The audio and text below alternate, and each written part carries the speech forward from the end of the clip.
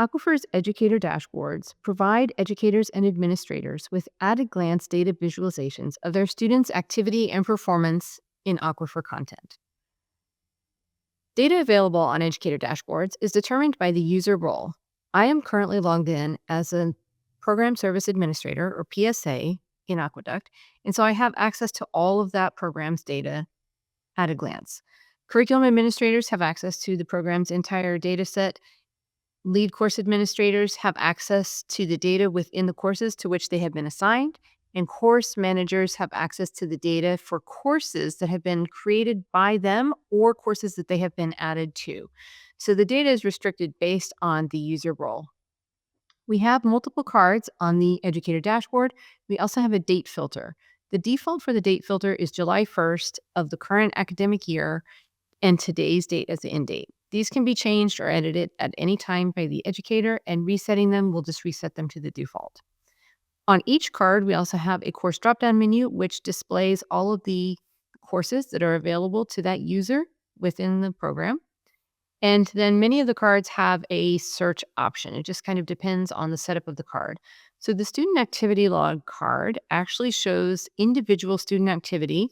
And again, that would be based on the data that's available to students. So for the PSA and curriculum administrator, they could see all of the students and all of their activity across the program. For an LCA, that view would be restricted, and it would not necessarily, everyone will be able to see the number of completed calibrate assessments.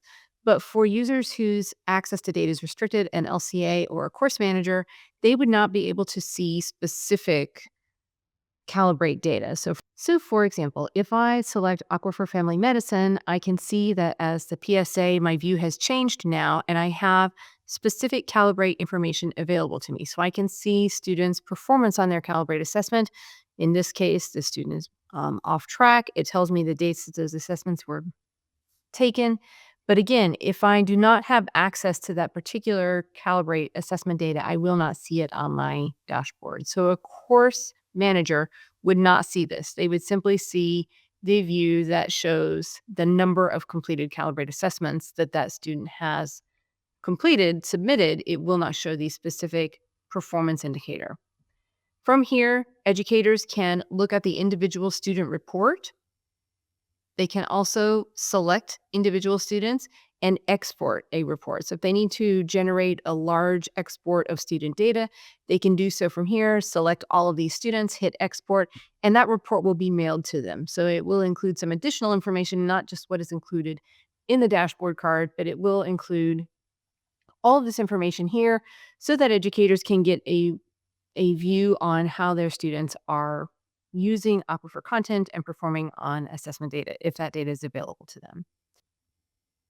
Moving on, we have Snapshots and Trends card, and this gives a very high-level overview of how the program or the selected students that are available to the educator on their dashboard view are utilizing Aquifer content. So we see some data here on cases. We see the number of cases completed, conditions covered, and this can be exported as a list of conditions covered.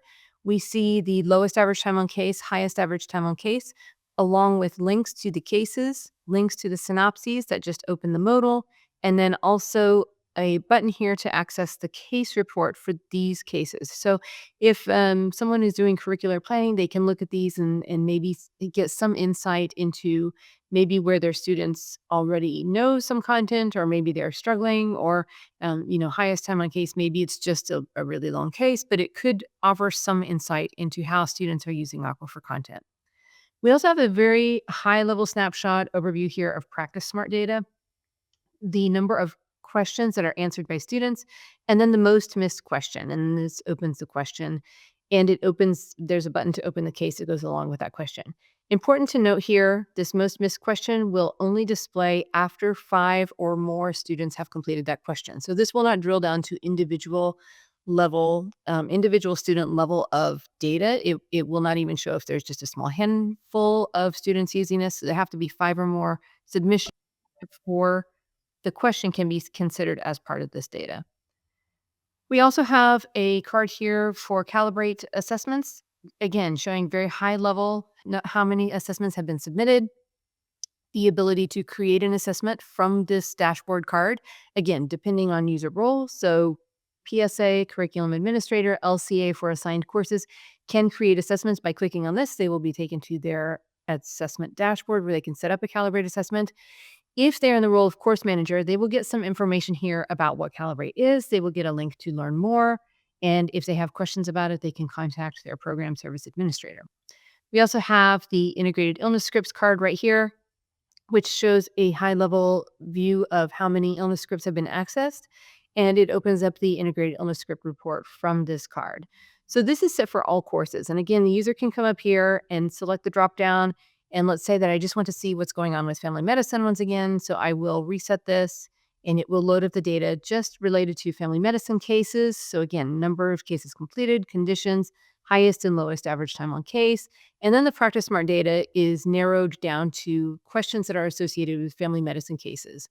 Calibrate data is also narrowed. We see that the integrated illness script card has gone away because integrated illness scripts are not part of the Aquifer Family Medicine case, the course that includes all the family medicine cases. So the integrated illness script card does not show right here. But if we have a course that has been created by faculty, then we will see that that integrated illness script card comes back because faculty can add scripts to their courses that they create using the course builder. And then Calibrate assessments can be linked with courses that are created by faculty. So provided that the user has access to that Calibrate data, this will display here on the card. So again, there's a lot of logic behind what displays for what users, what content displays for what users, but there are a lot of different ways that educators and administrators can come in here and narrow the view of what they see on their educator dashboards to learn more about how their students are using Aquifer content. Moving on, we have the Calibrate Curricular Action Items card. So this card by default doesn't show anything, but if we come in here and select all, let's say that I want to look at all data for early Calibrate assessments. And again, this is driven by user role and permissions. So if I have access to Calibrate data, I will then see all of the individual items from Calibrate assessments that my students performed that they may have struggled with. So the logic on this card surfaces items or questions from Calibrate assessments that over a certain percentage of students scored in the novice or warning categories. So for early assessments, that is over 50%. So if more than 50% of the students taking that particular Calibrate assessment scored inaccurately or answered inaccurately on one of the individual Calibrate items, it will be displayed here on this card. And we have a lot of different things on this card. We've got access to a link to the case itself. We have the synopsis, which again just opens the modal. We have the teaching point link here, which also opens the modal right on the page. We've got the associated learning objective with this item, the percentage of correct responses, the CLC breakdown, and this is test data, so it looks quite bad actually. But in an actual scenario, there would be students that had answered this correctly. We also have the metadata associated with this individual Calibrate question, and then the ability to select all these different items. And so let's say that there are a handful of questions that students did poorly on.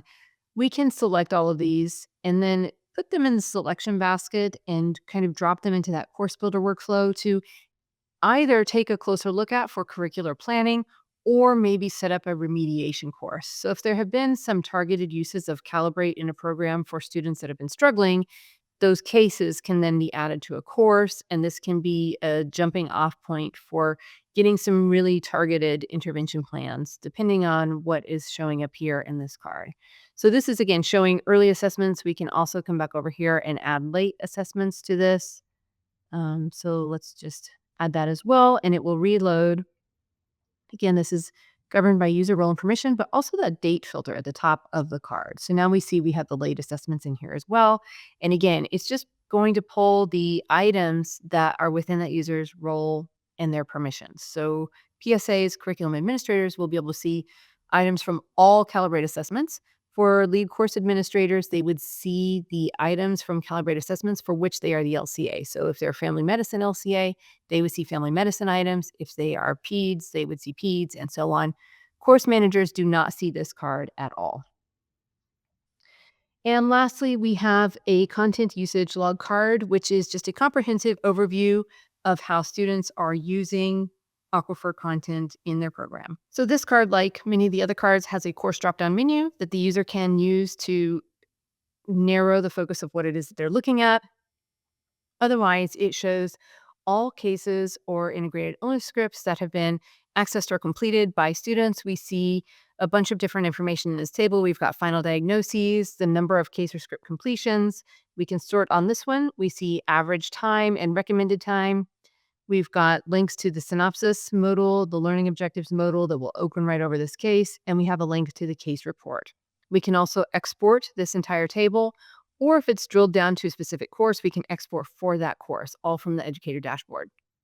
One really nice feature of this particular view is that we get this pink overlay for cases that have a, a high percentage of students getting low time on case. When we hover over this, we get some explanation for recommended time, what it means, how low time is calculated, but this pink overlay is an easy way to see at a glance that more than 25% of the students completing this case completed it in under 25% of the time. So it may be an indicator to take a look at this case and see, why are students rushing through this? Is this something that they already know? Is this something that they're struggling with? Is there some other reason why this case is being completed with maybe a lower level of fidelity than what would be expected? So those highlights appear throughout this table, and it's just a nice way to see kind of an overview at a glance of how students are using the content. So that's an overview of Aquifer Educator Dashboards.